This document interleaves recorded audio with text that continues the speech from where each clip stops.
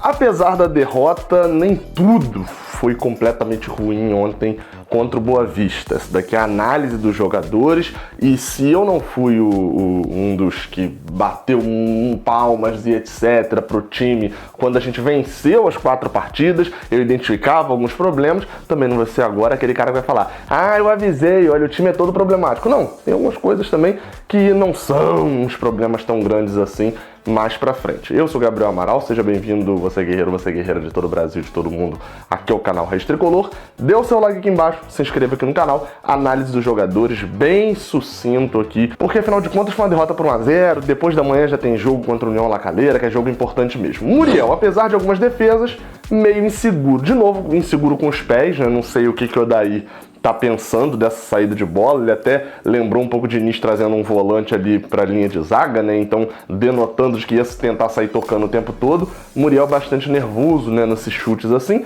mas debaixo das traves, mais uma vez, seguro o gol, era impossível dele pegar, e fez ali outras 2 boas defesas ainda. Na lateral direita, Gilberto.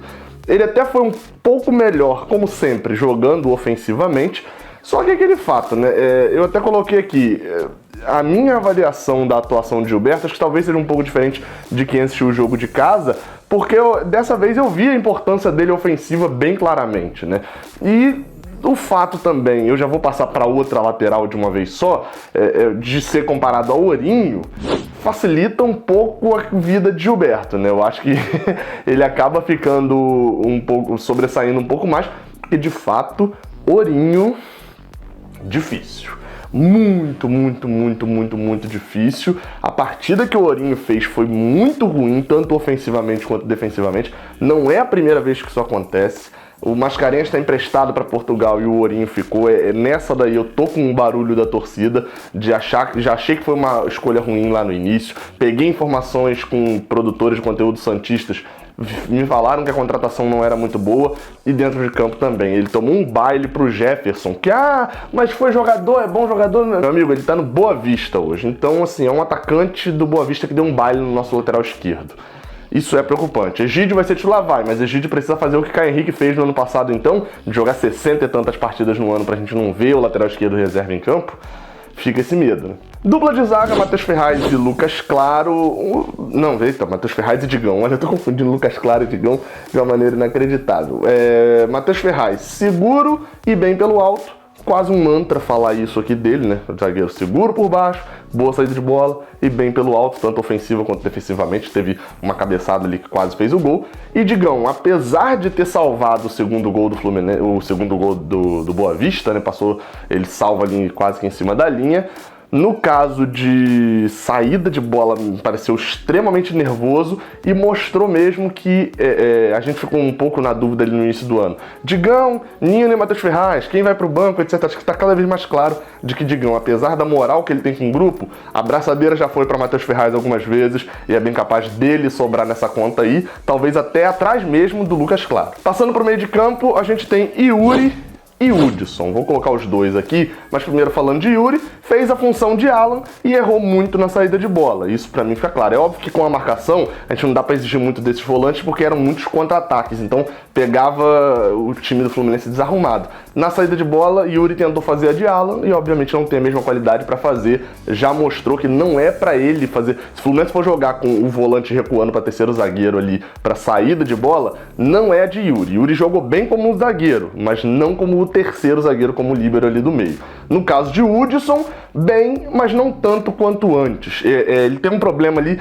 de lentidão na saída de bola, né? Ele acelera o jogo com a bola, mas ele não acelera o jogo com um passe, por exemplo. Não, pelo menos foi o que contra o Boa Vista ele não fez isso. Então o Fluminense ficava previsível, né? Então, talvez a jogada que ele fez contra a Portuguesa, que ele fez contra o Flamengo, por exemplo, de roubada de bola e acelerar o jogo, sejam jogadas que ele tem que repetir mais vezes.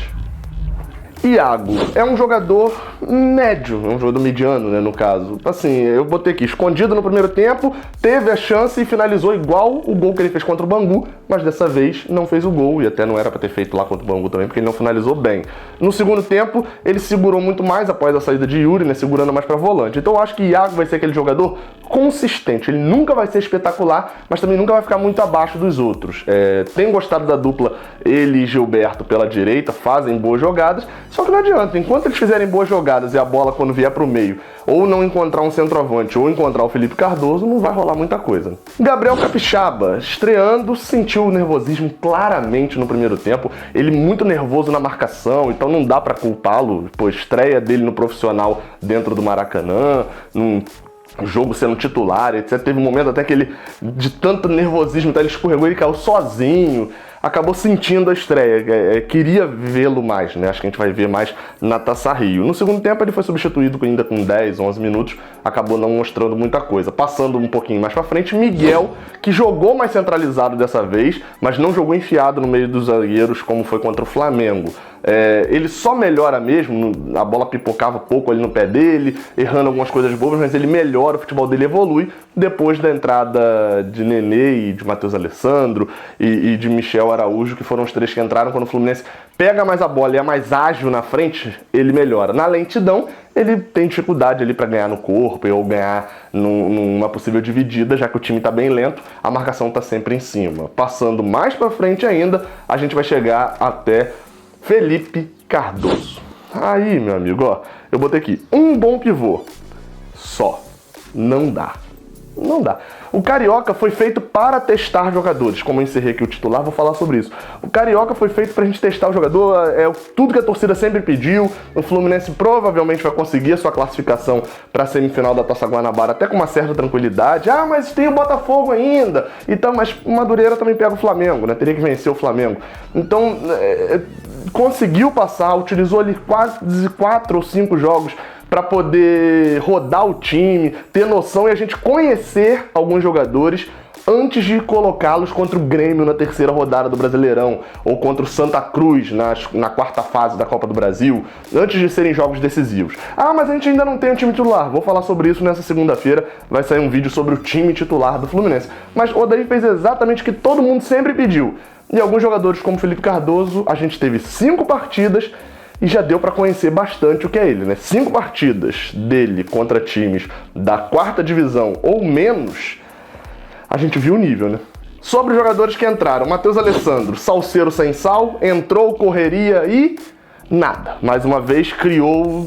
Ah, mas ele criou aquela jogada, Matheus Alessandro recebia bolas quase que sem marcação, ia pra cima e numa ele vai pra linha de fundo e perde a jogada, na outra ele tenta driblar e perde, na outra ele sofre falta. Salseiro sem sal, não dá pra desassociar, não houve uma evolução de Matheus Alessandro entre o final de 2018, em que ele é emprestado pro Fortaleza, em 2019, quando ele não fica no Fortaleza, praticamente não joga, a torcida lá não gosta dele, e agora em 2020, mais uma vez. Não houve evolução nele. Passando para outro, Michel Araújo. Entrou pela direita, entrou ali com mais ou menos 15 minutos, logo depois do gol do Boa Vista, e eu cheguei a fazer um tweet lá falando que, ó, seja o que ele fizer, independente do que ele fizer, não julguem o jogador pela atuação dele hoje, né? No caso dele ontem, porque ele tá entrando numa situação atípica, com boa parte do time sendo reserva e o time perdendo, enfim, e ele entrou, fez algumas jogadas ali, entrou mais aberto pela direita, fez algumas boas jogadas, como eu falei, né? Não bateu pro gol numa hora de que ele tinha que ter batido, ele rolou pro meio e Iago bateu pra fora, tentou, mas quando foi jogar mais pelo meio, acabou ficando subutilizado e não participou tanto do jogo. Quero ver mais dele, né? Ele perdeu uma bola, também colocou aqui, perde a bola que quase sai o segundo gol do Boa Vista, foi um mole que ele deu. E para fechar as substituições, Nenê entrou com 25 do segundo tempo, faltavam 20 minutos para fechar o jogo. Correu, bateu inúmeras faltas e escanteios na área, teve ali uma chance num passe de Miguel que acabou batendo para fora. E a única bola que ele acertou no gol mesmo foi a falta que Clever pegou. Entrou e entrou até bem, né? Entrou fazendo o que eu espero que o Nenê faça várias vezes no Brasileirão, que é entrar quando o resultado tá mais adverso, quando tiver mais adverso ele entrar e dar toda a disposição que ele tem guardada para um jogo e que ele fica administrando quando é titular, entrar fazendo isso em 20, 30 minutos. E ele entrou e de fato quase que ele consegue praticamente sozinho, no caso, né, evoluindo jogadores como o Miguel, que depois que o Nenê entrou, evoluiu no futebol que estava jogando, quase que ele, sendo uma andorinha só, conseguiu algumas outras para poder empatar a partida. Para fechar, o Odair Hellmann vem de 2 jogos onde a formação não funcionou e o outro treinador conseguiu meio que neutralizá-lo. A diferença técnica pro time do Flamengo era bem grande, então o Fluminense sofreu mais do que sofreu contra o Boa Vista, porém não tomou o gol, e quando teve a chance fez o seu. Já contra o Boa Vista não, os contra-ataques foram bem melhores, afinal de contas é um time profissional, e o Fluminense tomou 1-0 e quando se viu diante de uma parede na frente, desde o primeiro minuto do jogo, não conseguiu passar, sendo um time muito lento. O que eu fico feliz com o Odair Hellmann na coletiva que ele deu pós-jogo, ele fala: fomos um time lento. Fomos um time lento e esse não será o nosso padrão. Ou seja, ele não tá naquela entrevista conformada como um treinador e outro do Rio que a gente conhece bem. Tá falando, não, a entrega dos jogadores hoje foi lindo, pô. Foi lindo, pô. Eu não sei imitar de direito, não. O Marco Júnior, da quem imita bem é o Magno Navarro. Mas enfim, o inconformismo pelo menos está gerado. Terça-feira é Sul-Americana. Saudações tricolores e até a próxima. Valeu.